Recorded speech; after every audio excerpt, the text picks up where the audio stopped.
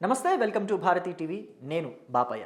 Daddy, నీ వల్ల నేను ఎఫెక్ట్ అవుతున్నాను, ప్రకాష్ రాజ్ ట్రాప్లో పడ్డావు అని చెప్పేసి మెగా బ్రదర్ నాగబాబుకి ఆయన కుమార్తె మెగా డాటర్ నిహారిక చెప్తున్నట్టుగా, నిహారిక కొంచెం ఇబ్బంది పడుతున్నాను డాడీ అని చెప్పేసి, చూసుకో డాడీ అని చెప్పేసి చెప్తున్నట్టుగా నేను ఒక థంబ్నెయిల్ పెట్టాను. నిజంగా అయితే నిహారిక అలా మాట్లాడుతుందా అంటే మాట్లాడకపోవచ్చు, కానీ నిజానికి మాత్రం నిహారికనే ఎఫెక్ట్ అవుతుంది. మెగా బ్రదర్ నాగబాబు చేసిన వ్యాఖ్యలు ఏవైతే ఉన్నాయో ఆ వ్యాఖ్యల వల్ల ఇప్పుడు నెటిజన్లంతా కూడా నిహారికకు సంబంధించిన పాస్ట్ని బయటకు తీస్తూ వాళ్ళు ఇష్టానుసారంగా కామెంట్స్ పెడుతున్నారు. ఎప్పుడూ కూడా మెగా ఫ్యామిలీలో ఏ లోపం దొరుకుతుందా, వాటి మీద ఎలా మాట్లాడదామని చెప్పేసి చూసే కన్నింగ్ ఫెలోస్ కొంతమంది ఉంటారు కదా. నేను ఇక్కడ మెగా బ్రదర్ నాగబాబుని ఎలాగైతే తప్పుపడుతున్నానో, వాళ్ళ ఫ్యామిలీలో ఆడవాళ్ళ గురించి వాళ్ళ విషయాలు బయటకు తీసుకొస్తూ పోస్టులు పెట్టేవాళ్ళు, కమెంట్స్ పెట్టేవాళ్ళని కూడా అంతే తప్పుపడుతున్నాను. సో ఇక్కడ దానివల్ల అంటే మెగా బ్రదర్ నాగబాబు చేసిన ఏవైతే కామెంట్స్ ఉన్నాయో వాటి వల్ల ఎఫెక్ట్ అవుతుంది నిహారిక.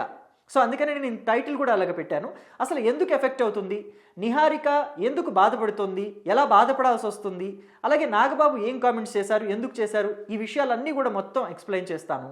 మొత్తం ఎక్కడా స్కిప్ అవ్వకుండా వీడియో ఎండ్ వరకు చూడండి. అలాగే మెగా బ్రదర్ నాగబాబు ఏ విషయంలో ట్రాప్లో పడ్డారనేది కూడా మీకు తెలియజేస్తాను. సో ఇక శివాజీ, నటుడు శివాజీ మొన్న మధ్య దండోరా ప్రీ రిలీజ్ ఈవెంట్లో ఆడవాళ్ల వస్త్రధారణ గురించి, ముఖ్యంగా హీరోయిన్ల వస్త్రధారణ గురించి మాట్లాడారు. కొన్ని సజెషన్స్ ఇచ్చారు హీరోయిన్స్కి. నిజంగా ఇవ్వాలని కూడా చాలామంది ఫీల్ అయ్యారు. పర్సనల్గా నా వరకు నేను కూడా ఆ సజెషన్స్ని తప్పు అని చెప్పేసి చెప్పను, వాళ్ళ ఇష్టం. కాకపోతే ఆ సజెషన్స్ ఇవ్వడంలో అయితే తప్పులేదు. వాళ్ళు ఏ బట్టలు వేసుకోవాలో వాళ్ళ ఇష్టమేమో, కానీ సజెషన్ ఇవ్వడంలో తప్పులేదు అంటాను. అయితే ఇక్కడ శివాజీ ఏమన్నారంటే, నిండైన వస్త్రధారణతో రండి హీరోయిన్స్ ఏ ఫంక్షన్స్కి వచ్చినా, అవి ప్రీ రిలీజ్ ఈవెంట్స్ అవ్వచ్చు, లేకపోతే ఆడియో ఫంక్షన్స్ అవ్వచ్చు, లేకపోతే సక్సెస్ మీట్స్ అవ్వచ్చు, లేకపోతే మీరు బయట వెళ్ళే ఫంక్షన్స్ అవ్వచ్చు. ఇంట్లో మీరు ఎలా అన్నా ఉండండి, మీ పర్సనల్ లైఫ్ మీ ఇష్టం.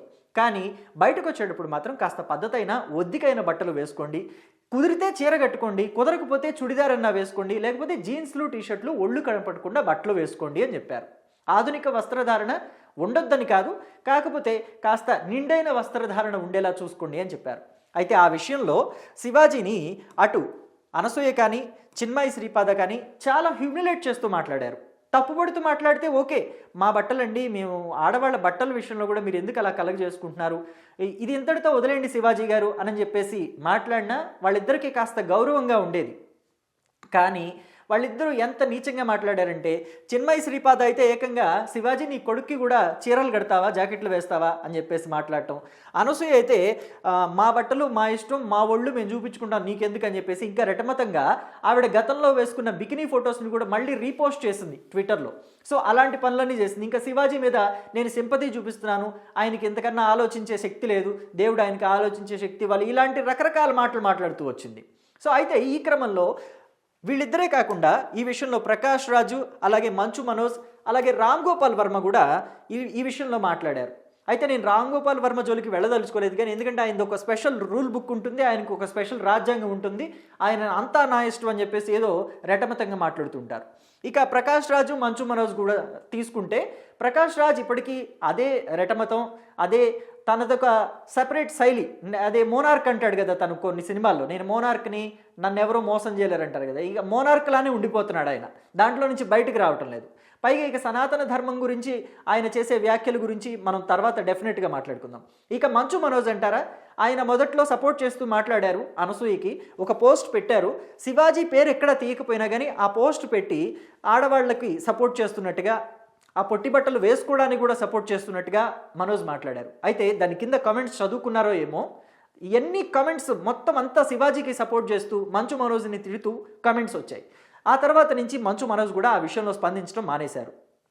సో ఇకపోతే నాగబాబు ఎప్పుడైతే స్పందించారో ఆ స్పందించిన విషయం మీదే మెగా ఫ్యాన్స్ కూడా మండిపడుతున్నారు.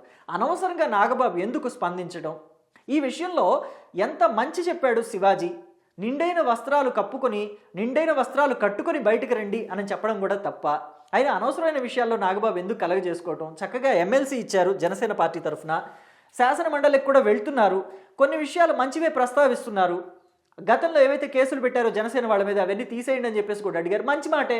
సో ఇంకా అలాంటి సమస్యలు ఏమైనా ఉంటే చెప్పండి. జనసేన పార్టీకి, తెలుగుదేశం పార్టీకి, భారతీయ జనతా పార్టీకి అలాగే సమస్యలు ఏమైనా ఉంటే చెప్పండి. లేకపోతే ప్రభుత్వానికి ఏదైనా సలహాలు ఇవ్వండి. మీరు ప్రభుత్వంలోనే ఉన్నారు, తెలుగుదేశం పార్టీ ముఖ్యమంత్రిగా ఉన్నాడు కాబట్టి, అంటే ఆయన చంద్రబాబు నాయుడు ముఖ్యమంత్రిగా ఉన్నారు కాబట్టి ఆయనకి ఏమైనా సలహాలు సూచనలు ఇస్తే ఇవ్వండి మీ తరఫు నుంచి. అంతే తప్ప ఎందుకు ఇలాంటి వాటిల్లో, లేనిపోయిన వాటిల్లో కలగజేసుకొని ఇంట్లో ఆడవాళ్ళని కూడా బయటకు లాగే విధంగా మీరు ప్రవర్తిస్తున్నారు.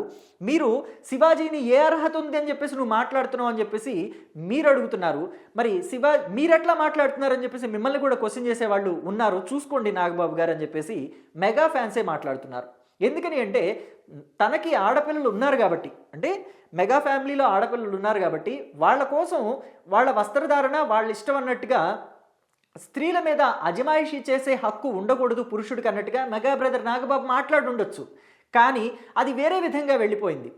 సో దానివల్ల ఏంటంటే, అంటే శివాజీని నువ్వెవరు మాట్లాడడానికి అన్నప్పుడు మరి వాళ్ళ ఇంట్లో కూడా ఆడవాళ్ళు ఉన్నారు. శివాజీని కన్నది ఒక ఆడదే, సో తనని పెళ్లి చేసుకుంది కూడా ఒక ఆడదే. కాబట్టి తనకు కూడా మాట్లాడే అర్హత ఉంటుంది కదా. ఎందుకని అన్నా ఇలాగా పల్చని మాటలు మాట్లాడుతున్నావు, చూసుకో అన్నా సరిగా అని చెప్పేసి మెగా ఫ్యాన్సే ఆయనకి సూచనలు ఇస్తున్నారు. పైగా ఇప్పుడు ఏమంటున్నారంటే, నువ్వు ఇలా మాట్లాడడం వల్లనే చాలామంది నిహారికకు సంబంధించిన పాస్ట్ని బయటకు తీసుకొస్తున్నారు. ఆ అమ్మాయి గతంలో ఉగాది వేడుకల సమయంలో ఆవిడ పబ్కు వెళ్తే ఆ పబ్కు వెళ్ళినప్పుడు పట్టుబడిన విషయాలను కూడా ఇప్పుడు బయటకు తీస్తున్నారు. నీ యాంటీ ఫ్యాన్స్ అంతా ఉంటారు కదా, సో వాళ్ళు అవకాశం దొరికిందే చాలు మెగా ఫ్యామిలీలో ఆడవాళ్ళని ఎలాగా రోడ్డును పెడదాం అన్నట్టుగా ఆలోచిస్తున్నారు. మీరు ఇలాంటి విషయాల్లో కలగ చేసుకోకుండా ఉంటే బెటర్ కదా. సో ఆ అమ్మాయి పాస్ట్, ముఖ్యంగా అమ్మాయికి పెళ్లికి సంబంధించిన విషయాలను కూడా బయటకు తీస్తున్నారు. సో ఎందుకని అన్నా నువ్వు కలగ చేసుకుని ఇలాంటి వాటిల్లో ఆడపిల్లల్ని బయటేస్తున్నావు. ఇంట్లో ఆడపిల్లలు బయటకు వచ్చే పరిస్థితి ఏర్పడింది. ఆ అమ్మాయి ఇప్పుడిప్పుడే నిలదొక్కుంటుంది, చక్కగా మంచి మంచి సినిమాలు చేసుకుంటుంది, నిర్మాతగా ఒక మెట్టు ఎదిగింది, కొత్త కొత్త ఆర్టిస్టుల్ని, కొత్త కొత్త టాలెంట్ని, కొత్త కొత్త డైరెక్టర్ని, వాళ్ళందరినీ కూడా కో డైరెక్టర్స్ని, అసిస్టెంట్ డైరెక్టర్స్కి ఎంతమందికి అవకాశాలు ఇస్తుంది ఆ అమ్మాయి. సో ఆ అమ్మాయి చక్కగా తన పని తాను చేసుకుంటూ ఇండస్ట్రీలో నలుగురికి అవకాశాలు కల్పిస్తూ వెళ్తుంటే మీరెందుకన్నా ఆ అమ్మాయిని బయటేసే విధంగా మాట్లాడుతున్నారు. పైగా మీరు ప్రకాష్ రాజ్ ట్రాప్లో పడ్డారేమో చూసుకోండి అన్నా అని చెప్పేసి కూడా చెప్తున్నారు. ఎందుకంటే ప్రకాష్ రాజ్ పక్కా ఉగ్రవాది లాంటి వ్యక్తి.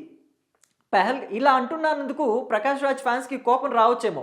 నేను ఉగ్రవాది అనలేదు, ఉగ్రవాది లాంటి వ్యక్తి అన్నాను. ఎందుకంటే పెహల్గామ్కి సంబంధించి కానీ, లేకపోతే ఆపరేషన్ సింధూర్కి సంబంధించి కానీ ఆయన ఎలాంటి కామెంట్స్ చేశారనేది మనం విన్నాం. ఆపరేషన్ సింధూర్ని కూడా చాలా తక్కువగా చేసి మాట్లాడారు ప్రకాష్ రాజ్.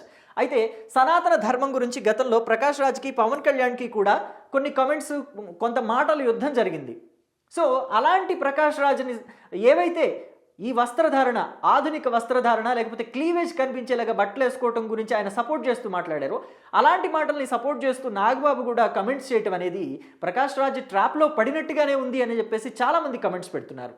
సో నాగబాబు ఇప్పటికైనా సరే అలాంటి విషయాల్ని భవిష్యత్తులో ఇక మీదట కలగజేసుకోకుండా ఉండి, అలాగే రాజకీయంగా ఇంకొక మెట్టెదిగేలాగా ప్రభుత్వానికి ఏదైనా సలహాలు సూచనలు ఇస్తూ జనసేన పార్టీ తరఫున జనసేన పార్టీని ఇంకాస్త ముందుకు తీసుకువెళ్లే విధంగా ఏమి క్రియాశీలకంగా మనం ఎక్కడ వర్క్ చేయాలి పార్టీ కోసం అని చెప్పేసి, ఏమేం చర్యలు తీసుకోవాలని చెప్పేసి నాగబాబు ఆలోచిస్తే బాగుంటుంది. ఆ ఆలోచనల్ని ఆచరణలో పెట్టేలాగా చేస్తే బాగుంటుంది తప్ప ఇలాంటి విషయాల్లో కలగజేసుకుని ఎవరెవరినో హీరోలు చేసే విధంగా నాగబాబు మాట్లాడకూడదు. ప్రకాష్ రాజ్ లాంటి వాళ్ళని హీరోల్ని చేసే విధంగా మాట్లాడకూడదు అని చెప్పేసి కూడా చాలామంది మెగా ఫ్యాన్సే బాధపడుతూ చెప్తున్న సందర్భం ఇప్పుడు.